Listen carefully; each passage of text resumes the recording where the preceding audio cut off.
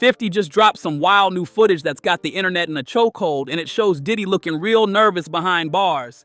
This ain't the version people were running with before. For months, folks were saying Diddy was comfortable in there, sipping wine, giving business game to inmates, moving like he owned the place. But now, that story is falling apart fast. Word going around is that there are people inside who want problems with him, and the reason has a lot of jaws on the floor. What's being whispered is way deeper than prison drama. People are saying Diddy could be in serious danger because of old wounds that never healed. And yeah, the name getting dragged back into the mix is Tupac. To him being there to spy on Big, Jimmy Henchman told him that they finna teach Pac a lesson. Because Pac had owed him some money. So that's why he was up in the studio and was coming to the studio. Pac owed him some money. He was gonna work it off and get some money from doing a song with Lil Sean. And that's what that was about. But Pac was talking greasy to Jimmy Henchman, and Jimmy Henchman wasn't the type of dude that you talk greasy to, allegedly. Unless you're 50 Cent. So Diddy knew what was going to happen to Pac. He knew Pac was about to deal well, yeah. He was there to see it. He was there to see it. He wasn't only there to see Big them. When Jimmy Henchman told him that, he was there to see what's going to happen to Pac. He was there for that. Because had he not been there for that, he would have went up there in the office. He would have went to the studio or the studio session with Big them. He would have went to that studio session with Big them. He knew what room Big them was in. He didn't do that. He was there to see what was going to happen to Pac after Jimmy told him. And that's factual. For decades, the deaths of Tupac Shakur and Christopher Biggie Wallace have haunted hip-hop like a dark cloud that never moved. Every few years, the same questions resurface, and Diddy's name somehow always ends up right in the middle of it.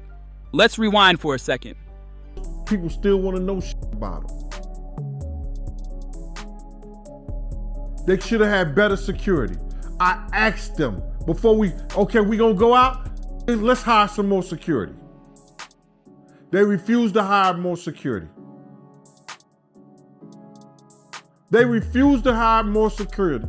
Kirk Burrows said the same thing. They ain't have it in the budget. Not without Big, they don't have no budget. How about that? Tupac was shot in a drive-by in Las Vegas on September 7th, 1996. He fought for his life for 6 long days before passing away at just 25 years old. Then not even 6 months later, Biggie was killed in a similar drive-by in Los Angeles on March 9th, 1997. Two of the biggest voices in rap were gone back to back, and the culture was left shaken. This guy's life might be danger over here because people think that he has something to do with Pac. People think he has something to do with Biggie, and they right here in Brooklyn. You understand? It's right here in Brooklyn, and some of the people are still mad that he made Making of the Band walk to Brooklyn from, to get the cheesecake, and just around the corner from the Cheesecake Factory. So, Junior's. So it might be some dumb shit. So y'all need to get him out of here and ship him to Jersey because somebody gonna kill him over here. Those are good arguments, if you want to call it, but it's bullshit. He gonna get the same treatment no matter how much money he got. That era wasn't just about music. It was the height of the East Coast versus West Coast war. Loyalty, egos, pride, and real street tension were all mixed together. Diddy, as Biggie's close friend, producer, and the head of Bad Boy Records, was firmly planted on the East Coast side, no questions asked. Over the years, rumors never stopped circling. Diddy has always denied having anything to do with either death, but the chatter refused to die. Then a recent documentary dropped and ripped those old conversations wide open again. Several voices in the series straight up claimed that Diddy had a lot to do with the death of Tupac, and that he ushered Biggie toward his death. Their words, not mine. One former Bad Boy insider even said the tension between Diddy and Tupac didn't come out of nowhere. Back in the early days, they ran in similar circles. But everything changed on November 30th, 1994. That night, Tupac was at Quad Studios in New York to record a guest verse for Diddy's artist Lil Sean. And that's where things took a sharp left. Instead of walking out safely that night, Tupac was robbed and shot 5 times right in the Quad Studios lobby. He survived, but mentally everything shifted from that moment on. The trust was gone, and the energy between him, Diddy, and Biggie was never the same again. Pac felt set up, and once that seed was planted, there was no turning back. Was involved in the shooting? Only they can answer that question. I have my own opinion, but I wouldn't slander their name like they did mine. I wouldn't say things that I knew, you know what I mean? I believe so. I do believe so. I have proved things that I can say that will back up my claim, but this is not for the world to know about. You know what I mean? It's between me and him, and only he knows. So every time he say it didn't happen, or that's the only thing that makes this become an issue to everybody. Because you seen what I said in the Vibe article. I basically bowed out and was going to go ahead about my life. The next issue, that wasn't even the next issue, because them cowards waited about 4 issues before they got their story together. 4 issues later, half of New Yorkers commenting on me getting shot. And before, they was all like, we didn't see nothing. In the first issue, we did, Vibe viewers. Nobody seen shit. The 4th issue, when they came back with a reply, everybody knew what I did. They knew what I said. I was acting. Who gets shot 5 times in acts? Oh, I didn't get shot 5 times in their vision. I only got shot once because they found the bullet. The police found it, but now they the cops. Now they doing detective work. They found the bullet. Oh, you found the bullet, huh? So what is this other shit in me then? What was the doctors talking about? What? Can you explain these other holes in me? How'd I get gunpowder all over me? That insulted my intelligence. So yes, I did say Thug Life was there. Yes, I bowed out, all of that. But when they said that, they breathed new life. By 1996, Tupac wasn't tiptoeing around the issue anymore. In an interview with Vibe magazine, he was asked straight up if he believed Diddy was involved in what happened to him that night. His answer made it clear he didn't believe the situation was random at all. The Quad Studio shooting was never officially solved, and that mystery only made the rumors louder. Now here's where things get even messier. Gene Deal has repeatedly claimed that Diddy already knew Tupac was going to be shot and did nothing to stop it. Gene says certain documentaries talked around the incident but skipped a critical detail that changes everything. According to him, on that exact day, Diddy, Andre Harrell, and Jimmy Henchman were all together in Jimmy's office. Claim was an informant in 1997 who told investigators that Puffy had hired the Southside Crips to kill both Suge and Tupac, and that the Crip who was jumped at the MGM was in the group that had done the hit, and that they originally were going to do it at Suge's Vegas nightclub, but then decided to do it right away instead of waiting. This was exactly the same story that Keefe D told us a decade later. Very few people know that immediately after Tupac is shot and that white Cadillac is fleeing, one of the death row entourage, a guy named Alton McDonald, known as Buntry, chases after the Cadillac, and a second shooting takes place between the 2 vehicles. Alton McDonald's car is struck. In fact, within the Las Vegas murder files, there's a document that indicates that Alton McDonald's car had been struck by a bullet that night. Gene also says Biggie and Suge Knight didn't know what was being discussed behind closed doors. And in his view, Diddy being there wasn't some coincidence or accident. He claims Diddy was closely watching Biggie at the time because Diddy controlled Biggie's publishing, and Biggie was actively writing new material. Gene says Diddy wanted eyes on everything, not just the music, but the moves too. While they were all in that space, Gene claims Jimmy Henchman told Diddy that Tupac was going to be taught a lesson over money Pac allegedly owed. Gene says that detail lines up with what Kirk Burroughs has also claimed, that Diddy played a behind-the-scenes role, especially if money was involved. And according to Gene, if there was money moving, Kirk would know where it came from. Most of the people connected to those moments are gone now. But money doesn't disappear like people do. Paper trails don't die, and Gene believes if the truth ever comes out, it'll be buried in records, checks, and transactions that can still be followed today. Nearly 2 years later came the Las Vegas shooting that ended Tupac's life. That case also went unsolved, feeding decades of rumors across hip-hop. And then in September 2023, everything shifted again. Then everything cracked wide open.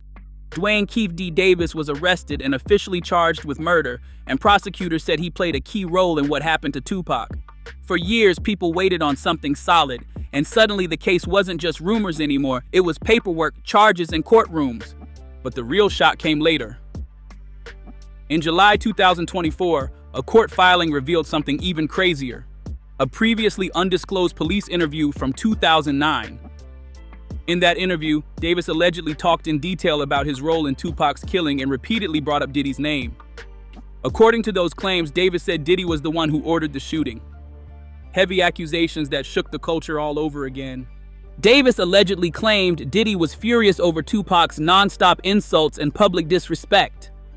On top of that, reports tied to federal agencies referenced an earlier interview where Davis claimed Diddy said he needed to get rid of Suge Knight and Tupac, allegedly offering a large sum of money to make it happen. These are allegations, not convictions. But once they hit the public, the internet went into meltdown mode. Diddy has denied all of it. I seen an interview that Puffy did with Fat Joe where he was talking about Biggie in his last moments in LA. And he told Fat Joe that he didn't want to go to LA. He actually wanted to go to London. But Biggie, he was the one that wanted to go to LA, and he was the one that was pushing to go to LA. That's not true. My name is Kirk Burrows. I ran Bad Boy Entertainment. I helped co-found it. I created the company with him. I raised from general manager to president. And at that time, I put all of those business plans together. And Biggie didn't want to go to LA, ended up going. What got him out there was a week ahead of time to ease him into the whole award show. He may not have wanted to go to London, but was talked into it. First time ever, a rapper of your stature getting this treatment, that would be something he would be interested in doing, but he was easily talked out of it by Sean so that they can make an appearance at an event in LA that Saturday night. A part of the posturing of not only did we come to the award show, not only am I recording my album out here, and Big is gonna help me with some of the writing and maybe do something out here where me and him did this song in LA. I'm out on the town. And it was just. In July 2024, Las Vegas police made it clear that Sean Combs has never been named a suspect in Tupac Shakur's homicide investigation. He's never been charged, and authorities stressed that point. Meanwhile, Davis has pleaded not guilty and remains in custody with his trial pushed back and still hanging in the balance. But here's where the danger didn't stop. According to people close to the situation, after Tupac's death, Diddy and his East Coast camp were warned repeatedly not to travel to the West Coast. The tension was still thick. Despite that, Diddy pushed forward with plans to promote Biggie's upcoming album. Reports say Biggie didn't even want to go. He was hesitant, uneasy, and reportedly felt the energy wasn't right. But according to claims made by people involved, Sean convinced him to move forward anyway, brushing off the concerns like it was nothing. Gene Deal backed this up later. He said Clark Kent, who was close to Biggie and deep in the industry, admitted he questioned why Biggie was even out that night. Biggie was supposed to be traveling, not partying. When Clark asked why they were heading to the Peterson Museum, Biggie allegedly said it was set up by Puffy and someone else. Gene says what still hurts him the most is that he asked for more security that night. He pushed hard for it. And according to him, the answer came back cold. No extra protection because there wasn't enough money. Questions have changed slightly, gradually over time. Today, I look at Diddy through a different lens than I might have 10, 15 years ago. There were obviously some early red flags, but it's a complicated thing because we have to be very careful about falsely accusing people or even, making accusations based on nothing more than speculation. And we just haven't seen all the evidence. So I prefer to kind of withhold judgment on some things. I can tell you regarding Diddy back when Tupac Shakur and Biggie Smalls were murdered. He wasn't exactly cooperative. He didn't do what you would assume a friend or, a manager, so to speak, would do. So from a law enforcement perspective, he was very unhelpful in an area where he ought to have been contributing towards getting some type of justice in those two murder cases. But as we found out in time, he was complicit in one of them, and which would make sense why maybe he didn't cooperate in the other, because the two were, they were just, we always understood that they were somehow interconnected. And so if you're going to cooperate or provide information on one and you're culpable in the other, one thing could lead back to the next. And that's where I think he understood his own vulnerability. Later in the docuseries, a former LAPD detective even claimed Diddy made the investigation harder, not easier. And once that was said out loud, the questions only got louder. And once all that hit the surface, the energy around Diddy shifted fast. That tough, untouchable image people used to believe in started cracking in real time. Suddenly, those old jokes about him being comfortable in any situation didn't land the same anymore. Folks started side-eyeing everything, especially now that he's behind bars and old stories are being replayed with fresh ears. People close to the situation say the fear isn't just about jail politics, it's about history catching up. There are grudges in hip-hop that never expire, and prison is the last place you want unresolved beef floating around. Especially when your name is tied to legends whose deaths still hurt people deeply. That's why this new footage has everyone talking. Diddy doesn't look relaxed, confident, or in control. He looks tense, alert, and shaken. That body language alone flipped the narrative. Suddenly, the stories about him running the block inside didn't feel believable anymore. Oh, when you would bring up Pac name around Diddy, he'll get mad. Yes. He hated every bit of it.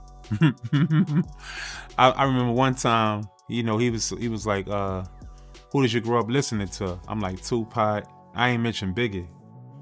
That nigga ain't even talk to me for like 4 days after that. Everything with Pac, like, you couldn't say Pac was anything better than Biggie. You can't put them in the same realm or nothing. It was all about Biggie.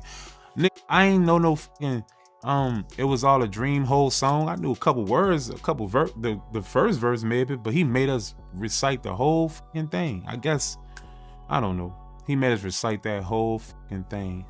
And I don't think that Biggie would have gave a if a nigga would have killed about reciting his whole shit. You dig? Like, cause I grew up listening to Biggie too, and I just felt Pac different. And let's be clear, nobody is saying anything is proven in court. These are allegations, claims, and statements made by different people over the years.